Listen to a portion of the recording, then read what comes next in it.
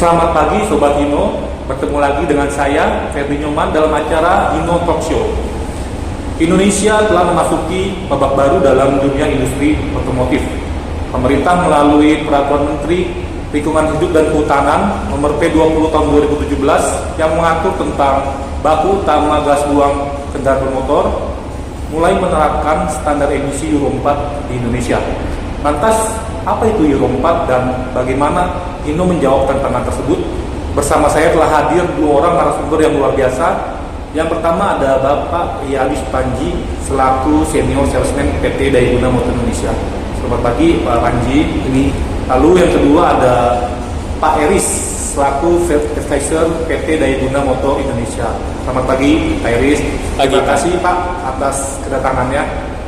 Oke, pertama-tama saya mau ke Pak Panji terlebih dahulu nih Pak. Pak, seperti kita ketahui nih, di bulan April yang lalu Indonesia telah memulai standar emisi Euro 4 di Indonesia. Nah, mungkin Pak Panji bisa sedikit menjelaskan mengenai apa sih Euro 4 itu sendiri, Pak? Oke, emisi Euro 4. Kalau kita bicara emisi itu kan adalah gas buang dari sistem pembakaran di kendaraan bermotor nih Pak Ferdi. Nah, di dalam gas buang tersebut terdapat unsur atau zat-zat yang berbahaya. Nah, yang menjadi konsentrasi adalah zat-zat seperti hidrokarbon, kemudian karbon monoksida, nitrogen oksida, lalu juga partikulometer. Nah, zat-zat berbahaya ini dapat memberikan pengaruh buruk pada lingkungan dan juga tentunya kesehatan manusia. Maka pada tahun 1970 di Eropa diperkenalkan mengenai standar emisi gas buang. Nah, baru pada tahun 1992 itu ditetapkan atau diimplementasikan standar emisi Euro yang pertama, sehingga diharapkan emisi gas buang pada kendaraan lebih ramah lingkungan. Dan seiring berjalannya waktu, teknologi semakin berkembang, maka standar Euro tersebut juga semakin ditingkatkan dari Euro pertama, Euro kedua sampai dengan Euro keempat yang sudah diimplementasikan di Indonesia kemarin pada bulan April 2022. Nah, untuk mencapai standar emisi Euro 4 ini diperlukan adanya perubahan teknologi pada kendaraan pertama. Lalu yang kedua juga dari kualitas bahan bakar yang digunakan, Pak Ferdi. Oke, baik. Berarti tujuan dari Euro 4 adalah untuk mengurangi emisi gas buang yang berbahaya. Betul. Oke, sekarang saya mau ke Pak Eris.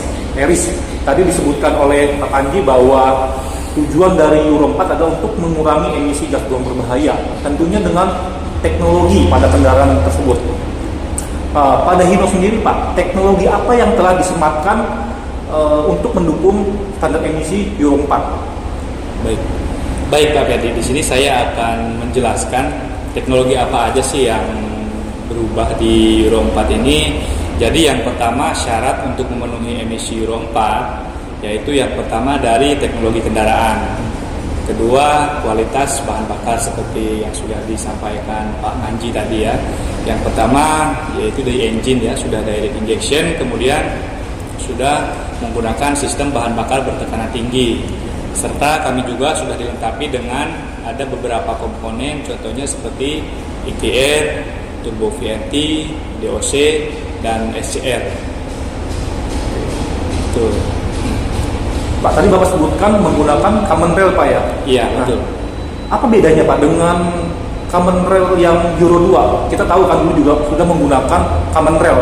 Nah, apa bedanya Pak dengan common rail yang ada pada mesin Euro 4 Pak? Ya, baik Pak Ferdi. Jadi di sini ada beberapa perubahan ya. Yang pertama di Euro 2 untuk tata letak ECU ya Pak Ferdi. Yang di Euro 2 untuk letak ECU-nya yaitu ada di dalam kabin sebelah kiri.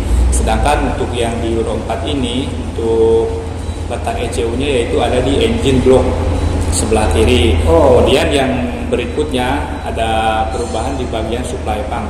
Euro 2 masih menggunakan HP3, kemudian untuk yang Euro 4 kami sudah menggunakan supply pump dengan HP4, otomatis tekanannya lebih tinggi. Berarti ada beberapa perubahan atau improvement ya di common rail Euro 4 Pak ya? Iya, betul Pak Ferdi.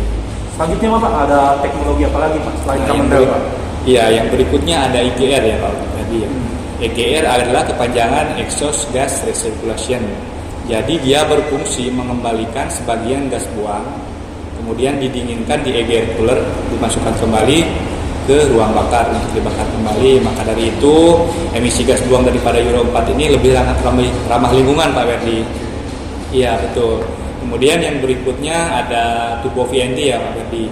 Nah, turbo VNT ini dia berfungsi atau perbedaannya ya mungkin tadi perbedaannya dulu ya kita jelasin.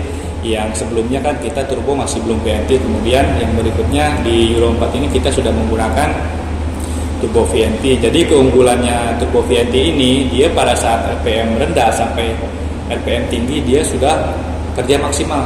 Jadi sedangkan untuk yang turbo sebelumnya di Euro 2 jadi dia bekerja pada saat sudah pertengahan RPM sampai RPM tinggi, Pak Ferdi. Oke, berarti menggunakan VNT. Iya. Untuk VNT sendiri Pak, apakah di semua tipe kendaraan Hino sudah menggunakan VNT Pak? Apa masih ada yang menggunakan tipe yang sebelumnya seperti tipe Westgate? Baik Pak Ferdi. Jadi untuk yang turbo VNT ini diaplikasikan pada tipe unit Dutro atau dengan engine N04C ya. Kemudian untuk engine engine J08 ya, ini di seri 500. Ya untuk yang turbo VNT. Untuk yang mesin J08 tepatnya Pak ya? Iya, tepatnya J08. Oke, kalau untuk P11 kenapa Pak nggak menggunakan VNT Pak? Nah, jadi untuk yang tipe P11 masih menggunakan tipe Westgate atau yang tipe lama ya, karena ini untuk yang tipe ini dapat diandalkan ya Pak. Dapat diandalkan. Yang tipe ini ya. Oke. Setelah itu Pak, selain tadi Bapak sebutkan ada Common Rail, GR, DOC, terus ada apa lagi Pak teknologi berikutnya Pak untuk P11 Pak? Kemudian untuk P11 yaitu ada tambahan tadi SCR ya. SCR? Iya, SCR Oke. itu Selective Catalytic Reduction. Oke. Jadi di komponen SCR tersebut di situ ada semacam nozzle ya Pak Ferdi, serta ada penambahan cairan AdBlue namanya Pak Ferdi. Oke. Jadi cairan itu nanti disemprotkan ke knalpot atau muffler ya jadi SCR itu nanti posisinya di muffler ya atau di knalpot ya. Jadi si cairan AdBlue disemprotkan ke knalpot jadi untuk mengurai atau partikel-partikel ini yang ada di Euro 4 nanti otomatis gas buangnya lebih ramah lingkungan Pak Ferdi. Oke, baik. Iya. Berarti teknologinya adalah Common Rail, EGR, DOC, VNT, dan SCR untuk P11 ya Pak ya? Iya. Oke. Dengan teknologi-teknologi tersebut Pak, kita ketahui bersama sebelumnya di Euro 2 Hino masih menggunakan mesin konvensional Pak. Nah, apa perbedaannya Pak? Apakah ada perubahan antara mesin konvensional di Euro 2 dengan mesin Common Rail di Euro 4 Pak? Apakah ada low power Pak? Baik, jadi Pak Ferdi nggak usah khawatir ya. Jadi di Euro 4 ini kami sudah melakukan tes ya dengan driver customer serta sudah monitoring tes kami. Jadi itu hasilnya tidak ada keluhan mengenai low power atau tidak ada tenaga ya. Karena untuk Euro 4 ini sudah dilengkapi dengan turbo VNT ya. Jadi turbo VNT ini lebih memberikan torsi yang lebih besar dan lebih efisien Pak Ferdi. Jadi nggak usah khawatir masalah tenaga ya atau low power lah, tidak ada tenaga intinya. Oke, baik. Sekarang saya ke Pak Panji. Pak Panji tadi Pak Eri sebutkan tidak ada low power Pak. Betul. Nah, saya mau tanya Pak. Sebelumnya kan dulu tipe di Euro 2 itu ada SG245. Nah, mengapa di Euro 4 ini malah jadinya SG240 Pak? Lalu ada juga yang sebelumnya FM350. Di Euro 4 menjadi FM340. Kenapa Pak? Kenapa malah ada penurunan horsepower Pak? Nah, ini yang kadang-kadang suka disalahpahami nih Pak Ferdi. Perhitungan sebelumnya itu kita menggunakan standar JIS gross, di mana standar JIS gross itu tidak dia hanya memperhitungkan tenaga dari mesin Pak, tapi tidak memperhitungkan variabel lain, contohnya seperti apa, kipas radiator, alternator, kemudian juga dinamo, lalu juga sekarang ini apalagi ada penambahan katalisator pada gas seperti itu. Sedangkan kalau sekarang kita menggunakan standar yang sudah diberikan peraturan dari Menteri Perhubungan, yaitu menggunakan Isonet, di mana semua variabel yang tadi saya sebutkan itu dihitung Pak Ferdi, sehingga lebih tepat perhitungan powernya itu lebih tepat yang sekarang. Lebih tepat ya dengan menggunakan perhitungan Isonet. Isonet. Oke.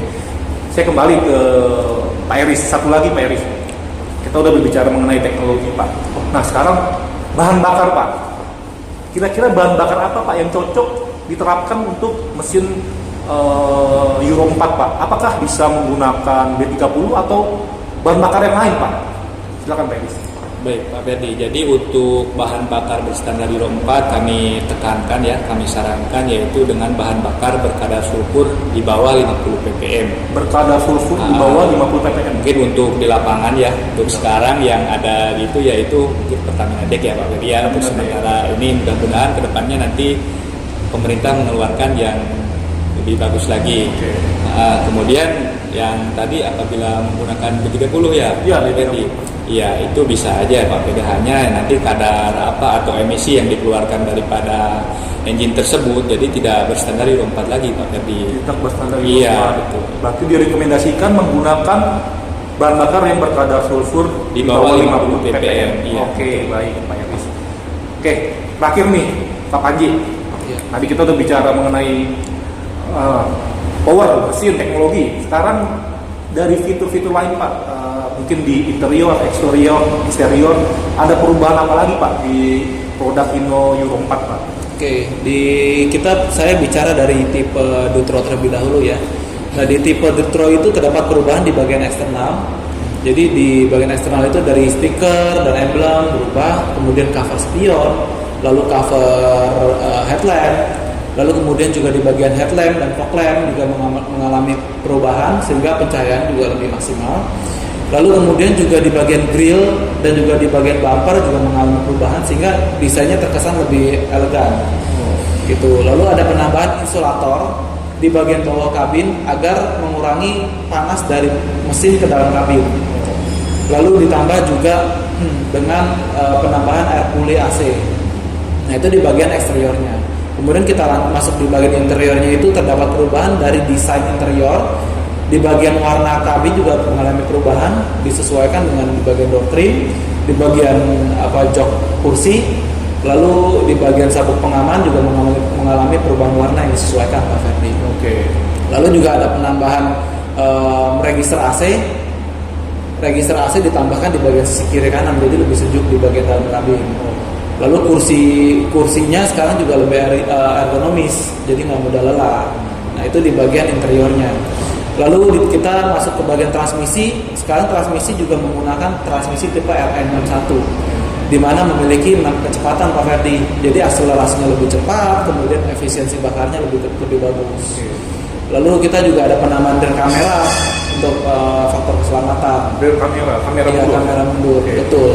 Lalu juga ada di bagian tangki bahan bakarnya sekarang menggunakan bahan dengan bahan aluminium yang tahan korosif. Itu di tipe Dutro.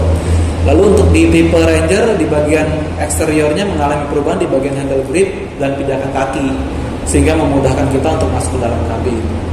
Lalu juga di bagian suspensinya, di bagian suspensi kabin itu kita menggunakan semi floating, jadi bisa mengurangi getaran di dalam kabin. Apalagi ditambah di bagian interiornya juga kursi pengemudinya menggunakan suspensi udara. Jadi lebih nyaman lagi di dalam kabin, tidak merasakan terlalu terasa getarannya seperti dulu. Nah, itu di bagian interiornya. Lalu kita masuk ke bagian transmisi. Sekarang transmisinya kita menggunakan overdrive dengan tipe MX006 dan MX007. Jadi akselerasinya juga lebih baik, efisiensi bakarnya juga lebih maksimal. Lalu juga tadi ada penambahan air intake. Jadi air intake kita berubah sehingga udara yang masuk ke dalam sistem pembakaran lebih banyak.